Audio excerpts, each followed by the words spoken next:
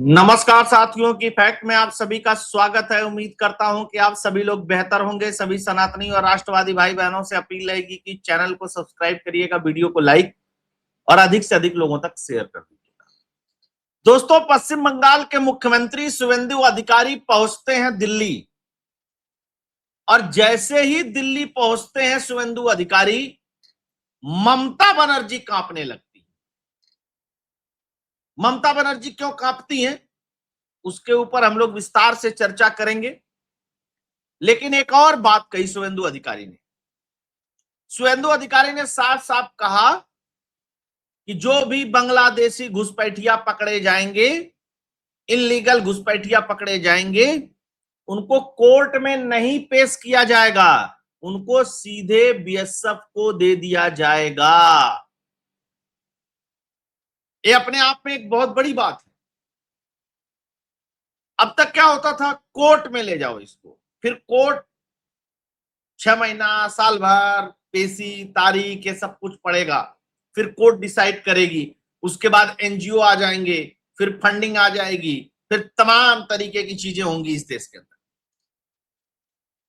उसको शुवेंदु अधिकारी ने साफ साफ मना कर दिया, करा जो इनलीगल है सीधे उसे बीएसएफ को दिया जाए।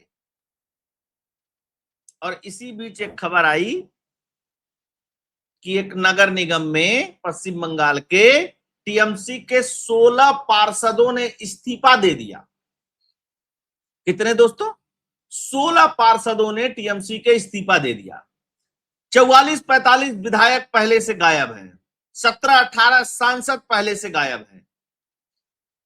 लेकिन ममता बनर्जी डर क्यों रही है?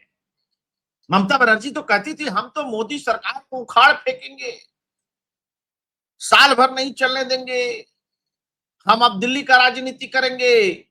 मुर्गा बना दिया भाई साहब, इसको कहते हैं एकदम कत्तई। और जितना तेजी से काम शुवेंदु अधिकारी कर रहे हैं, मुझे नहीं लगता कि शपथ ग्रहण के बाद इतना कॉम्प्लेक्स और कॉम्प्लिकेटेड राज्य में कोई मुख्यमंत्री काम कर रहा हो। भाजपा की कभी सरकार रही नहीं, पहली बार आई है। और जो वामपंथियों ने, ममता बनर्जी ने 50 साल में बंगाल के अंदर बोया था, उस जहर को निकालने में समय तो लगेगा ही। तो आइए उसी पर चर्चा करते हैं और समझते हैं कि तमाशा क्या चल रहा है। दिल्ली दौरे पर सीएम शुवेंदु अधिकारी, राष्ट्रपति, प्रधानमंत्री नरेंद्र मोदी, राजनाथ सिंह, रक्षा मंत्री और गृह मंत्री अमित शाह से मुलाकात। बेसिकली ये मुलाकात, पहली बार सीएम बने थे तो जाहिर सी बात है कि राष्ट्रपति से मिलना, शिष्टाचार भेंट होना ही होना था, प्रधानमंत्री से मिलना था, गृह मंत्री से मिलना था, क्योंकि बंगाल के अंदर कैबिनेट का विस्तार भी होना है। साथ के साथ बीएसएफ को जो जमीनें दी जा रही हैं उसको लेकर के भी गृह मंत्री से चर्चा करनी थी। आप लोगों ने सुना होगा 120 एकड़ तो सिलीगुड़ी कॉरिडोर में दिया है कि बनाओ यहां कॉम्प्लेक्स और एकदम परमानेंट बैठा दो। बाकी तो जो फेंसिंग करने के लिए जमीनें दी जानी है वो तो हो ही रही है। उन्होंने कहा 45 दिन में दे देंगे, 27 किलोमीटर की जमीन तो हैंडओवर भी कर दी गई। बेसिक चर्चा यही है शुवेंदु अधिकारी के दिल्ली जाने का मतलब है। ये इन्होंने मुलाकात की, द्रौपदी मुर्मू जी वगैरह से सब फोटोज, विजुअल्स, वीडियोस आने लगे। अब आते हैं मेन मुद्दे पर। कोर्ट नहीं, सीधे बीएसएफ को सौंपे। बंगाल में अवैध बांग्लादेशियों पर एक्शन में मुख्यमंत्री शुवेंदु अधिकारी, उन्होंने कहा कि अवैध बांग्लादेशी प्रवासियों को अब अदालत में पेश करने के बजाय सीधे बीएसएफ को सौंपा जाएगा। 3 चीजें करी है ना उन्होंने, 3D। पहले डिटेक्ट, डिटेन, फिर डिपोर्ट। यानी कि पहले पता लगाओ, हटाओ और फिर देश से निकाल दो। इसी अभियान के तहत उन्होंने यह फैसला लिया है।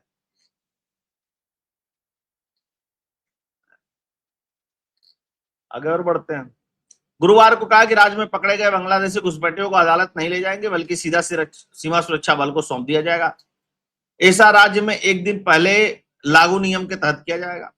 शुवेंदु ने हावड़ा जिला मजिस्ट्रेट कार्यालय में प्रशासनिक समीक्षा बैठक के दौरान संवाददाताओं से इस बारे में बात किया। रेलवे सुरक्षा बल को निर्देश दिए गए हैं। उन्होंने कहा गया कि कल से नया नियम लागू हो गया, जिसके तहत घुसपैठियों को अदालत नहीं भेजा जाएगा, बल्कि बांग्लादेश सीमा पर बीएसएफ को सौंप दिया जाएगा। अब आप सोचिए, सांप लौट रहा होगा, रिश्तेदार है ममता बनर्जी के ना घुसपैठिए, इन्हीं के बल पे तो ममता बनर्जी कहती थी हम पलट देंगे, खेला कर देंगे, खेला हो वो, और 2021 में हुआ भी था। सोचिए क्या क्या था बंगाल के अंदर यार, ऐसी ऐसी चीजें थी बंगाल के अंदर जो पता ही नहीं थी। अच्छा, हाहाकार और इस बारे में इस बात को लेकर के बचा हुआ है। आप लोगों को पता है कल फ्राइडे था, सड़क पे नमाज नहीं हुई तो नहीं हुई पश्चिम बंगाल में। जो कहते हैं ना कि फलाना हो जाएगा अगर ये रोक दोगे तो ऐसे हो जाएगा, कुछ नहीं होता भाई साहब। अगर गट्स वाला मुख्यमंत्री है ना तो वो कानून को लागू करके दिखा देता है, और किसी की औकात नहीं है कि चूक कर दे, हैसियत नहीं होती किसी की। हाँ, मुख्यमंत्री के अंदर वो ताकत होनी चाहिए, उसके अंदर सेल्फ बिलीव होनी चाहिए। वो नहीं है तो फिर तो कोई कुछ भी कर सकता है, आप उसको उसका कुछ नहीं कर सकते। सुवेंदु ने यह भी कहा कि ऐसे बंदियों की संख्या पर साप्ताहिक रिपोर्ट, एक और काम कर दिया सुवेंदु अधिकारी ने, कहा कि जो डिटेन डिपोर्ट किए जाएंगे या जो डिटेक्ट किए जाएंगे या जो डिटेन किए जाएंगे, जिस भी स्टेज में होगा, हर सप्ताह डीजीपी के माध्यम से मुख्यमंत्री कार्यालय को वो रिपोर्ट पेश करनी होगी। महीना 2 महीना में नहीं, हर हफ्ते। मुख्यमंत्री को हावड़ा जिला मजिस्ट्रेट कार्यालय में गार्ड ऑफ ऑनर दिया गया और उन्होंने साफ साफ कह दिया कि देखो भैया, विकास बाकी सारी चीजें, उस सब चीज की समीक्षा होगी, वो अलग अलग मंत्री लेवल पे सब लोग देखेंगे, लेकिन एक घुसपैठिया भगाओ अभियान जो है, इसकी रिपोर्ट डीजीपी के माध्यम से, डायरेक्ट नहीं चाहिए हमको, डीजीपी के माध्यम से चाहिए हमको। अच्छा, ये ठीक है, अदरवाइज तो तमाशा ही होता था। बांग्लादेश हार के बाद टूटने लगी ममता बनर्जी की टीएमसी, एक साथ 16 नेताओं ने इस्तीफा दिया। राजनीतिक विश्लेषकों का कहना है कि सत्ता परिवर्तन के बाद तृणमूल विधायकों के पहले सबसे बड़े विरोध में कम उपस्थिति ने यह सवाल खड़ा कर दिया कि पार्टी लंबे समय तक सत्ता में रहने के बाद विपक्षी दल की भूमिका में कितने दिन तक टिकेगी। नहीं टिकनी है, खत्म है कहानी इसका। पश्चिम बंगाल विधानसभा चुनाव में हार के बाद तृणमूल कांग्रेस की मुश्किलें बढ़ने का नामी मतलब मुश्किल बढ़ने का आसार है। खबर है कि हली शहर नगर पालिका में एक साथ 16 टीएमसी पार्षदों ने इस्तीफा सौंप दिया। हम मैंने आप सोचिए टीएमसी के अंदर कितनी आंतरिक कलह है इस समय। अच्छा, सब छटपटा रहे हैं। मैं आपको बता रहा हूं कि भारतीय जनता पार्टी ने कह दिया होता कि तुम लोग आ जाओ, भाजपा में शामिल हो जाओ, तो मैं आपको बता रहा हूं कि ममता बनर्जी और अभिषेक बनर्जी के अलावा शायद ही उस पार्टी में कोई बचता। वो तो भाजपाइयों ने रोक लगा दिया, ना ना ना भाई, ऐसे नहीं आओगे, तुम भी पहले डिटेक्ट किए जाओगे, फिर डिटेन किए जाओगे, डिपोर्ट तो नहीं किए जाओगे, फिर इंपोर्ट किए जाओगे भाजपा में, पूरी चेकिंग होगी उसके बाद, नहीं तो कोई जरूरत नहीं है। खैर, थोड़ा और आगे बढ़ते हैं। चुनाव बाद टीएमसी में बगावत, दिल्ली में सीएम शुवेंदु से मिले तृणमूल विधायक ऋतिव्रत। अब ये बताइए, एक तृणमूल के विधायक हैं, ये बंदोपाध्याय साहब मिलते हैं शुवेंदु अधिकारी से, शुवेंदु अधिकारी इनके कंधे पर हाथ रखते हैं, बातचीत भी करते हैं। एक और चीज बता दूं, ये अब तक राज्यसभा के सदस्य थे, इस बार इनको चुनाव लड़ाया गया, ये जीते हैं, ठीक ठाक छवि वाले नेता हैं लोग बता रहे हैं। अब हाथ रख दिया। हालांकि नेता से पूछा गया तो कह रहा, अरे मैं तो गया था राज्यसभा का अपना जो बकाया वकाया था उसको क्लियर कराने के लिए और तमाम चीजें, और वहां से गलती से शुवेंदु अधिकारी भी दिख गए, मिल गए तो मुलाकात हो गई। ऐसे मुलाकातें नहीं होती है, मतलब एकदम तुम आओ वहां, वही मिलेंगे, वही बात करेंगे। बंगाल में तो बात करेंगे तो खलबली मच जाएगी।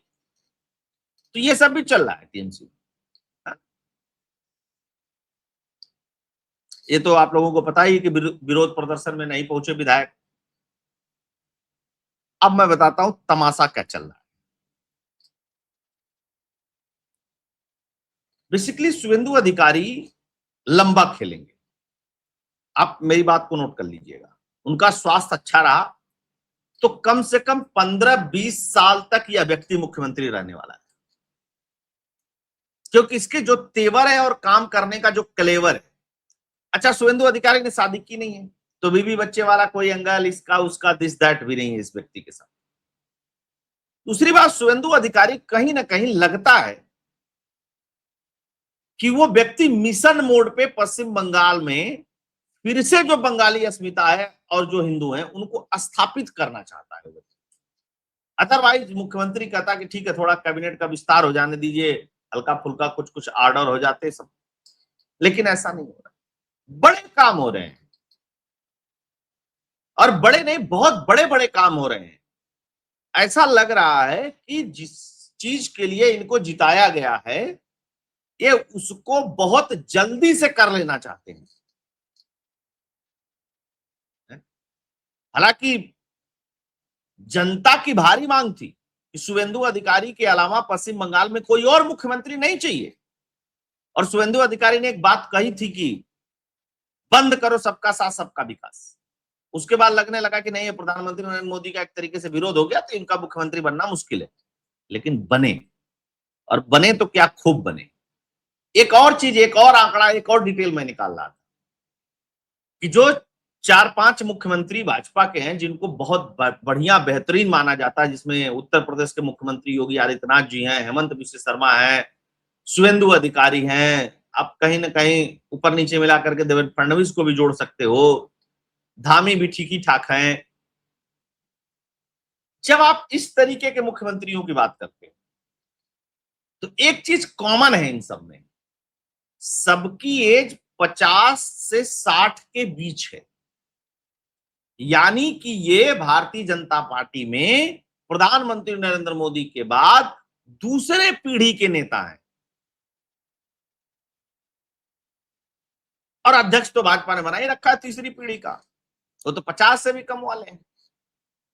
तो ये नहीं है, भाजपा अपने नेतृत्व को तैयार भी साथ के साथ कर रही है। प्रधानमंत्री जानते हैं कि भाई मेरी भी उम्र 75 साल हो गई है तो नेतृत्व तैयार करना बहुत जरूरी है, और क्या खूब नेतृत्व है।